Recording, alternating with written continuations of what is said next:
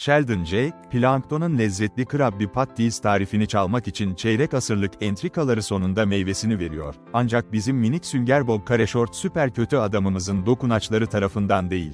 Plankton, The Movie, nankör kocasının sürekli başarısızlığını desteklemekten bıkmış, sinirli robot karısı Karen'i konu alıyor.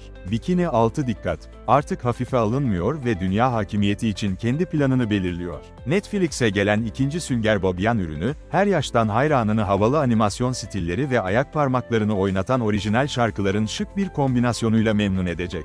Seri doğru yönde ilerlemeye devam ederken beğenilecek çok şey var. Plankton, The Movie, en azından söylemek gerekirse bir köken hikayesi, inişli çıkışlı bir aşk hikayesi ve en sevdiğimiz su altı yaratıklarıyla dolu neşeli bir macera. Plankton'un kendisi, seslendirme sanatçısı Bay Lawrence tarafından ortaklaşa yazılan ve orijinal bir hikayeye dayanan akıllıca senaryo, onlarca yıllık bir arayış ve onu besleyen ilişkiyle iyi bir şekilde dalga geçiyor. Karen Giltali her zaman kocasının hedeflerini desteklemiştir. Evet, onu kötü amaçlar için yaratmıştır. Ancak Karen'in inşasının özgür iradeye nasıl izin verdiğini öğreniyoruz. Duyguları var ve saygı talep ediyor. Plankton'un kibri, her iki karakteri de başarılı bir evliliğin temel ilkelerini ele almaya zorlayan bir çizgiyi aşıyor. Kötü koca, kötü robot. Hikaye, Plankton'un bey yengeci Clancy Brown soymak için başka bir kusursuz plana ikna olmasıyla başlar. Karen, onu farklı taktikler denemeye ikna etmeye çalışır, ancak Plankton her zamanki gibi inatçıdır. Zavallı Sünger Bob, Bay Yengeç düşmanını alt etmeye devam ederken kavgaya yakalanır. Plankton, Karen'in en yakın arkadaşları Sandy Cheeks Carol N. Lawrence ve Bayan Puff Mary Jo Cutlet ile takılırken tekrar gündeme getirdiği apaçık beceriksizliğini kabul etmeyi reddeder. Karen'in kız grubundan tamamen habersiz olan Plankton, onun duygularını incitir ve öfkeli bir tepkiyi ateşler. Plankton, Karen kişiliğini Hydra benzeri robot kafalarına bölen bir yükseltmeyi serbest bıraktığında şaşkına döner. Karen'in büyük bir fikri vardır ve inşa etmek için bikini altındaki tüm binaları kullanması gerekecektir. Filmin kalbi, Sünger Bob'un Tom Kenne'ye çekişen çifti psikanaliz etmeye çalışan bir Sigmund Freud taklitçisi olarak dönüşünde yatıyor. Sünger Bob, Plankton'un Karen'i çileden çıkarmak için ne yaptığını anlamaya çalışırken gülmekten sandalyenizden düşeceksiniz. Bu arada, Karen daha da güçleniyor ve herkesi hapse atarak alçakça fikirlerini harekete geçiriyor. Plankton ve Karen arasında Sünger Bob'un öğrenmesi gereken çok fazla geçmiş var, bir uzlaşma olabilir mi? Karen, korkunç davranışlarından sonra Plankton'u geri istiyor mu? Animasyonda yaratıcı sıçramalar. Plankton'un köklerini yeniden keşfetme çabaları ve Karen ile geçirdiği ilk günler beklenmediktir. Bay Lawrence, Plankton'un gergin gençliğini açıkladığı için bir golf alkışını hak ediyor.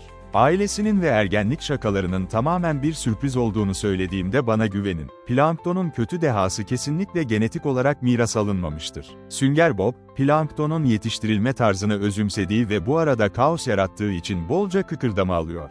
Serideki her film, her yeni yinelemede görsel olarak daha da iyi hale geldi.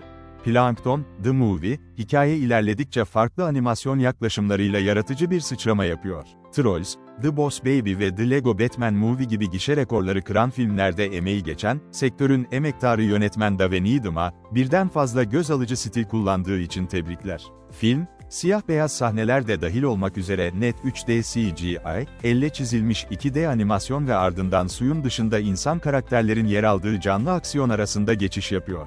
Bu iyi yapılmış ve ayrıca orijinal şarkılar için ortamları çerçeveliyor. Karen'in eski tarz, 8 bitlik video oyunu grafikleriyle 80'lerin ritmine rap yapması harika görünüyor. Harika şarkılar, harika sesler. Plankton, The Movie'nin önceki filmlerden daha iyi bir müziği var. All Star şarkı yazarları Brett McKenzie Flight of the Conchords, Linda Perry 4 Non-Blondes ve Devo'dan Mark ve Bob Mothersbaugh arasındaki işbirliği müthiş bir başarı. Aslında kendimi birkaç müzikal ara bölümü tekrar dinlemek için geri sararken buldum. Şarkılar harika ve kesinlikle çocuklar da şarkıya eşlik edecek. Besteci Mahuya Bridgman Cooper ve filmin müzik süpervizörleri de müzik oyununu yükselttikleri için takdiri hak ediyor.